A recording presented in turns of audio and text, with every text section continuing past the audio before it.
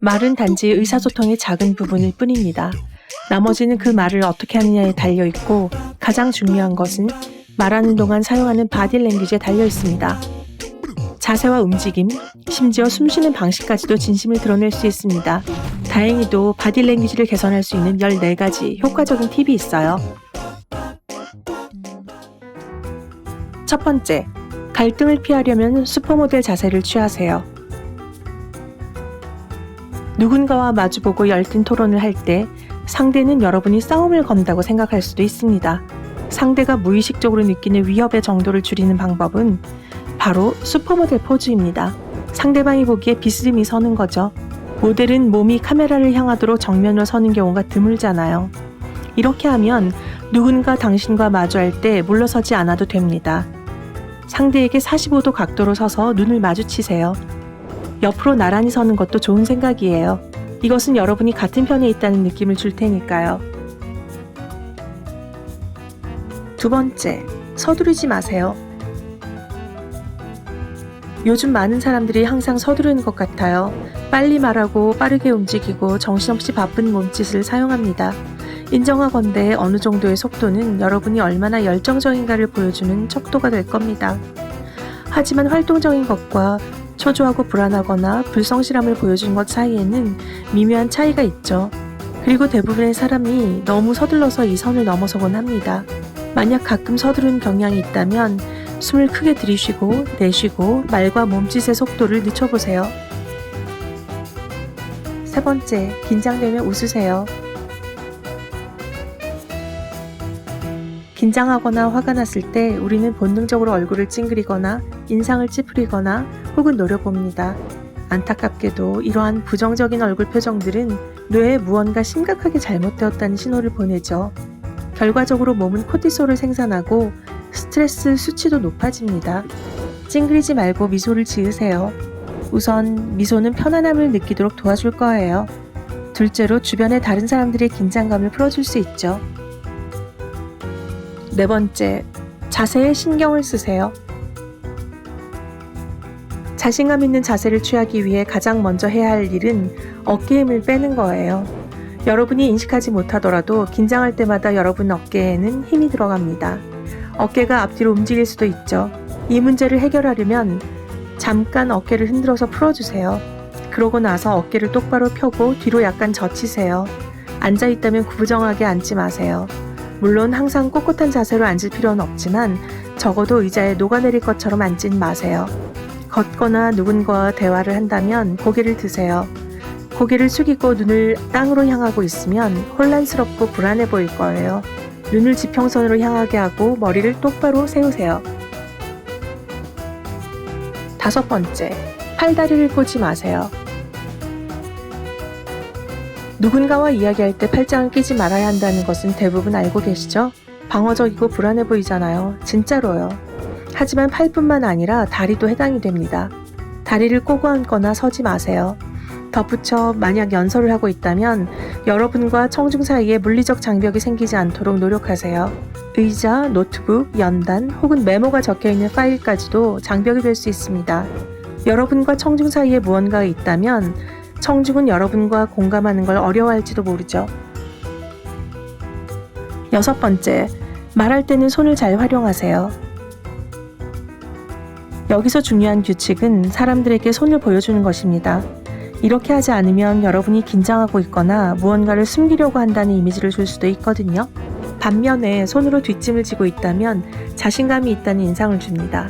게다가 긴장하면 손을 가만히 두지 못한 사람에게는 손을 움직이지 않게 하는 좋은 방법이 되겠죠. 만약 손을 주머니에 넣고 있다면 사람들은 여러분이 오만하거나 지루해한다고 생각할 수도 있다는 것을 기억하세요. 만약 프레젠테이션을 해야 한다면 확실히 손을 활용해야 합니다. 전문가들에 따르면 대화를 할 때 손을 사용하는 사람들은 듣는 사람에게 자신감 있어 보인다는 인상을 줍니다. 게다가 대부분의 사람들은 무의식적으로 복잡한 손동작을 복잡한 생각과 연관시키곤 하죠. 손을 너무 많이 사용하면 듣는 사람의 주의를 흐트러뜨릴 수 있다는 것도 기억해야 합니다. 손의 움직임을 통제해서 손을 산만하게 흔들지 않도록 하세요. 일곱 번째, 미러링 기술을 연습하세요. 미러링은 상대의 자세와 제스처를 따라해서 상대가 연대감을 느끼도록 하는 것입니다. 상대의 바디랭귀지, 목소리 톤, 그리고 심지어 자세까지도 따라할 수 있습니다. 중요한 것은 상대를 그저 흉내내는 것이 목적이 아닌 만큼 너무 눈에 띄지 않도록 하세요. 미러링이 일종의 시너지 효과를 내기 위해서는 미묘하게 이루어져야 합니다. 미러링 기술을 익히는 데는 시간이 걸립니다. 하지만 그 결과를 생각하면 시간과 노력을 들일 가치가 충분하죠. 미러링은 다른 사람들과 친밀한 관계를 맺기 위한 가장 효율적인 방법 중 하나입니다. 8번째, 눈을 맞추세요. 누군가와 이야기를 할 때는 눈을 마주치세요. 상대에게 여러분이 말을 경청하고 있다는 것을 보여줍니다. 하지만 뚫어지게 쳐다보진 마세요. 누군가가 눈을 똑바로 쳐다보면 당황스러울 거예요. 그렇죠? 눈 마주치는 것을 회피하는 사람은 불안하거나 수줍어 보일 수 있습니다. 9번째, 초조해하지 마세요.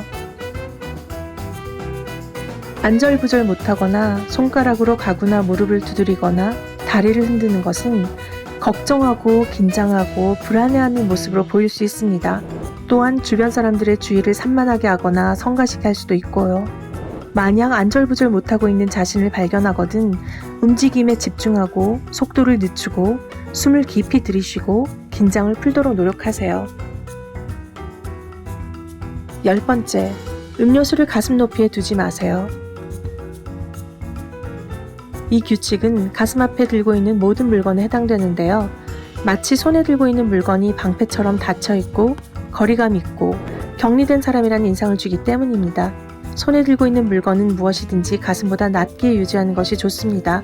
예를 들어 허리 높이 정도면 적당하겠네요. 11번째, 거리를 유지하세요. 대화하는 동안 사람들에게 너무 가까이 다가가는 경향이 있다면 이 습관을 고치도록 노력하세요. 사실 누구도 자신의 개인적인 공간을 침범하는 사람을 좋아하진 않죠. 적당한 거리를 유지하지 못하는 것은 무례할 뿐 아니라 심지어 약간 위협적으로 느껴지기도 합니다. 12번째, 얼굴을 만지지 마세요. 대화 중에 반복적으로 얼굴을 만지면 상대에게 여러분의 불안감이 그대로 전달됩니다. 이 제스처는 여러분이 긴장한 것처럼 보이게 하죠. 게다가 대화하는 상대방의 주의를 흐트러뜨릴 수도 있고요. 13번째, 목소리를 낮추세요. 권위 있는 인상을 남길 필요가 있다면 문장의 시작은 낮은 목소리로, 중간 부분은 약간 높이, 그리고 마지막은 다시 낮은 목소리를 사용하세요. 만약 문장 끝에 목소리가 높아지면 마치 승낙을 원하거나 말하는 것에 대해 확신이 없는 것처럼 보일 수도 있거든요. 14번째, 다른 사람의 바디랭귀지를 이해하세요. 가장 작은 세부사항에 주의를 기울이는 것으로 시작하세요. 상대의 감정 상태를 파악하는 데 도움이 될 겁니다. 만약 누군가가 긴장하거나 걱정하고 있다면 창백해 보일 수 있습니다. 입이 마를 테니 입술을 핥거나 계속해서 물을 마실 수도 있죠. 근육이 긴장하고 있는 것도 드러날 겁니다. 안절부절 못하거나 호흡이 고르지 않을 수도 있고요. 화가 난 사람은 종종 얼굴이 빨개집니다. 또한 주먹을 불끈 쥐고 이를 드러내거나 여러분의 개인적인 공간을 침범할 수도 있습니다. 만약 어떤 사람이 거짓말을 하고 있다면 여러분의 눈을 똑바로 쳐다보지 않을 것이고 동공은 위축된 것처럼 보일 수도 있습니다. 진실을 말하는 것을 피하려고 하는 사람은 당신에게서 약간 물러날지도 모르죠. 헛기침을 하거나 목이 붉어지거나 땀을 흘리기 시작할지도 모릅니다. 여러분은 자신감 있는 것처럼 보이기 위해 어떤 방법을 사용하세요? 아래 댓글에서 여러분의 비밀을 알려주세요. 좋아요 버튼을 누르고 이 비디오를 친구들과 공유하고 삶의 밝은 면에서 우리와 함께 하세요.